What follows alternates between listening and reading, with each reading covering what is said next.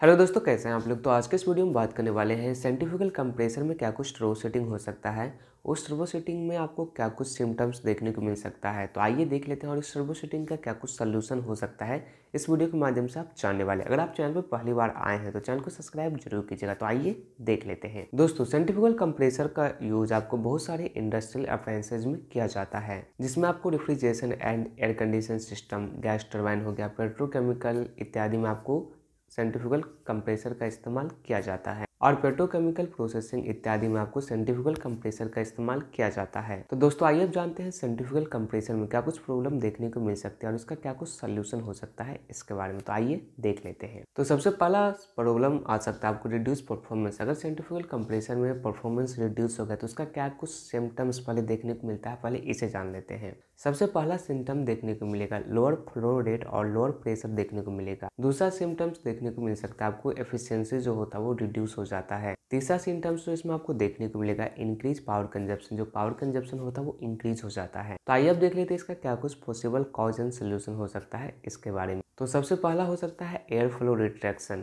Falling हो सकता है आपको इनलेट और आउटलेट में। इसमें आपको जो फिल्टर होता है वो आपको डर्टी हो सकता है या फिर खराब हो सकता है। अगर डर्टी है तो साफ कीजिए, अगर खराब है तो इसको रिप्लेस कर सकते हैं। जो दूसरा रीजन हो सकता है वो हो सकता है इम्पेलर डैमेज। ऐसा हो सकता है कि इसमें आपको इम्पेलर डैमेज हो। अगर इम्पेलर डैमेज हो जाता है आपको इसको क्या करना चाहिए, तो रिप्लेस कर सकते हैं या फिर इसे रिपेयर कर सकते हैं। इसका तीसरा रीजन हो सकता है लीकेज। आपको सेक्शन और डिस्चार्ज लाइन में आप लीकेज चेक कर सकते हैं। आप इंश्योर कीजिए कि उसमें आपको प्रॉपर गैसकेट फिट है कि नहीं, कहीं गैसकेट से लीकेज तो नहीं हो रहा है। तो यह हो गया आपको तीसरा सोल्यूशन। इसके बाद चौथा जो रीजन और सोल्यूशन हो सकता है कंट्रोल सिस्टम। इससे आपको वेरीफाई करना है कि कंट्रोल सिस्टम सही से काम कर रहा है कि नहीं कर रहा है। चेक कीजिए कि कोई कैलिब्रेशन एरर और सेंसर में तो कोई एरर नहीं है। तो समझ गए, अगर रिड्यूस परफॉर्मेंस होता है तो क्या कुछ कारण हो सकता है और क्या कुछ सोल्यूशन हो सकता है। तो आइए अब देख लेते हैं दूसरा प्रॉब्लम के बारे में, जो होता है एक्सेसिव वाइब्रेशन। अगर उसमें आपको एक्सेसिव वाइब्रेशन आ रहा है सेंट्रीफ्यूगल कंप्रेसर में तो क्या कुछ सिम्टम्स पहले देखने को मिल जाता है, आइए इसे देखते हैं। अगर आप जब इसे ऑपरेशन करेंगे तो आपको वाइब्रेशन देखने को ज़्यादा मिलेगा और जो नॉइज़ होगा, नॉइज़ भी आपको ज़्यादा देखने को मिलेगा।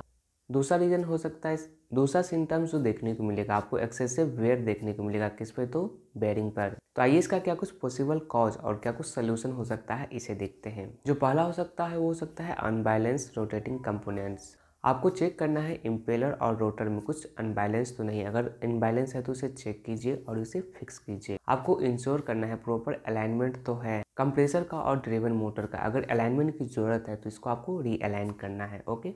तीसरा कॉज हो सकता है वेयरिंग वेयर। वेयरिंग आपको चेक करना है कहीं डैमेज और वेयर तो नहीं हुआ है। अगर वेयरिंग वार्म आउट और डैमेज है तो उसको आपको चेंज करना है। ओके। इसका जो नेक्स्ट रीजन हो सकता है वो हो सकता है फाउंडेशन एरर। आपको जो कंप्रेसर है उसका फाउंडेशन चेक करना है फॉर स्टेबिलिटी। अगर नहीं है तो उसको आपको चेक करना है। अगर बढ़िया से है, स्टेबल है तो आपको फिक्स करना है। अगर स्टेबल नहीं है तो आपको स्टेबल करना है। ओके। इसके बाद जो तीसरा प्रॉब्लम आ सकता है वो हो सकता है हाई डिस्चार्ज टेम्परेचर। अगर हाई डिस्चार्ज टेम्परेचर आता है उसको क्या कुछ सिम्टम्स देखने को मिलेगा, आइए इसे देखते हैं। सबसे पहला सिम्टम्स देखने को मिलेगा डिस्चार्ज पोर्ट में जो टेम्परेचर होता है वो इंक्रीज हो जाएगा। दूसरा सिम्टम्स देखने को मिलेगा पोटेंशियल ओवर हीटिंग हो गया है उस सिस्टम में। तो आइए इसका क्या कुछ पॉसिबल कॉज और सोल्यूशन हो सकता है इसे देखते हैं। पहला इनएडुकेट कूलिंग। प्रॉपर ऑपरेशन के लिए आपको कूलिंग सिस्टम चेक करना है। आपको कूलेंट का फ्लो और ब्लॉकेज चेक करना है कि क्या सही है कि नहीं है। ओके। दूसरा रीजन हो सकता है ओवरलोडिंग। आपको वेरीफाई करना है कि जो डिजाइन कैपेसिटी है उससे ज़्यादा लोड पे तो नहीं चल रहा है। अगर इसे नेसेसरी है तो आप इसे एडजस्ट कर सकते हैं। अगर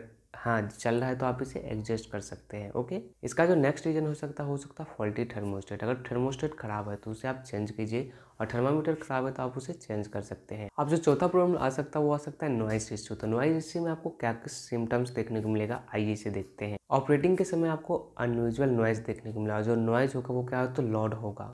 जो दूसरा सिम्टम्स देखने को मिल सकता है उसमें आपको ग्राइंडिंग और सिक्वेंसिंग साउंड देखने को मिल सकता है। आइए इसका क्या कुछ पॉसिबल कॉज और सोल्यूशन हो सकता है इसे देखते हैं। पहला हो सकता है फ्रीजन ऑब्जेक्ट। कंप्रेसर को इंस्पेक्ट कीजिए, इसमें कहीं फ्रीजन ऑब्जेक्ट तो नहीं है, इससे भी आपको नॉइज हो सकता है। अगर है तो इसे आप हटा लीजिए। दूसरा कॉज हो सकता है वार्म बेरिंग। बेरिंग को आप चेक कीजिए कहीं बेरिंग डैमेज तो नहीं है। अगर डैमेज है और वार्म है तो इसको आपको रिप्लेस करना है। ऑक्सीजन हो सकता है इम्बैलेंस। अगर रोटेटिंग पार्ट में इम्बैलेंस के कारण नॉइज आ रहे हैं तो इसे आप रीबैलेंस कीजिए। जो पांचवा प्रॉब्लम देखने को मिल सकती है वो देखने को मिल सकती है ऑयल लीकेज। ऑयल लीकेज में आपको क्या क्या सिम्टम्स देखने को मिलेगा, आइए इसे देखते हैं। आपको कंप्रेसर के चारों तरफ ज्वाइंट्स पे क्या दिख रहा होगा, तो ऑयल का लीकेज दिख रहा होगा। या फिर जो लुब्रिकेंट सिस्टम होता है इसमें आपको जो ऑयल लेवल होता है वो लो शो कर रहा होगा। तो आइए इसका क्या कुछ कॉज और सोल्यूशन हो सकता है इसे देखते हैं। तो सबसे पहला हो सकता है सील फेल्योर। सील आपको चेक करना है, सील कहीं डैमेज और वियर तो नहीं हुआ है। अगर सील कुछ लीक है तो आपको सील को क्या करना है, तो चेंज करना है। दूसरा हो सकता है लूज कनेक्शन, सभी ऑयल लाइन को चेक करना है और उसको टाइट करना है। तीसरा रीजन हो सकता है ओवरफिल्ड ऑयल रिजर्वर।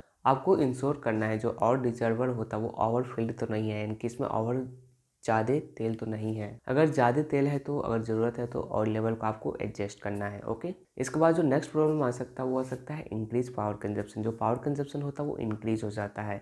इसका क्या कुछ सिम्टम्स देखने को मिलेगा, पहले आइए से देखते हैं। तो पहला जो सिम्टम्स देखने को मिलेगा वो नॉर्मल पावर यूजेज से ज़्यादा पावर यूज हो रहा है। दूसरा जो सिम्टम्स देखने को मिलेगा, जो ऑपरेटिंग कॉस्ट होता है वो क्या होगा, तो बढ़ जाएगा, इंक्रीज कर जाएगा। तो आइए इसका क्या कुछ पॉसिबल कॉज और सोल्यूशन हो सकता है इसे देखते हैं। पहला कॉज हो सकता है सिस्टम ब्लॉकेज। सिस्टम को आपको चेक कीजिए कहीं ब्लॉकेज तो नहीं है, जिससे कि जो कंप्रेसर होता है उसको हार्ड वर्क करना पड़ता है, इससे ही आपको ज़्यादा पावर कंजप्शन हो सकता है। दूसरा रीजन हो सकता है इम्प्रॉपर सेटिंग। आपको इंश्योर करना है ऑपरेटिंग के हिसाब से जो सेटिंग होता है वो ऑप्टिमाइज है या नहीं है। अगर ऑप्टिमाइज नहीं है तो उससे आप नीड के हिसाब से एडजस्ट कीजिए सेटिंग को। ओके, जो नेक्स्ट हो सकता है वो हो सकता है मैकेनिकल इश्यू। अगर आपको कंप्रेसर चेक करना है उसमें कहीं मैकेनिकल इश्यू तो नहीं है जिसकी वजह से पावर कंजप्शन ज़्यादा हो रहा है। अगर जरूरत है तो आपको उस फॉल्टी कंपोनेंट्स को क्या करना है, तो रिप्लेस कर देना है। ओके, जो नेक्स्ट प्रॉब्लम आ सकता है वो आ सकता है सेंट्रीफ्यूगल में कंप्रेसर नॉट स्टार्टिंग। जो कंप्रेसर होता है वो स्टार्ट नहीं हो रहा है, तो उसका क्या कुछ सिम्टम्स देखने को मिलेगा, पहले इसे देखते हैं। पहला सिम्टम्स देखने को मिलेगा फेल्योर टू स्टार्ट, और जो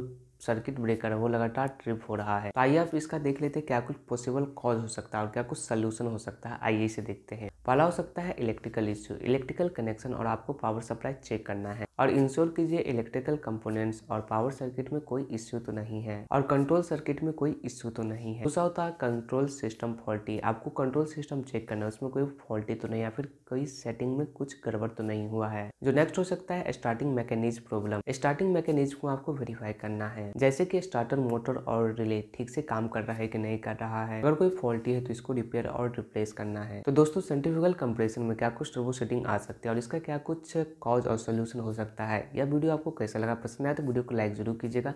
thanks for watching this video. अगर आपको कोई सवाल है तो आप कमेंट करके बता सकते हैं। अगर आपको कोई भी इसके रिलेटेड PDF चाहिए तो मेरे वेबसाइट पर जा सकते हैं, जिसका लिंक हम डिस्क्रिप्शन में डाल दिए हैं। Thanks for watching this video. Thank you.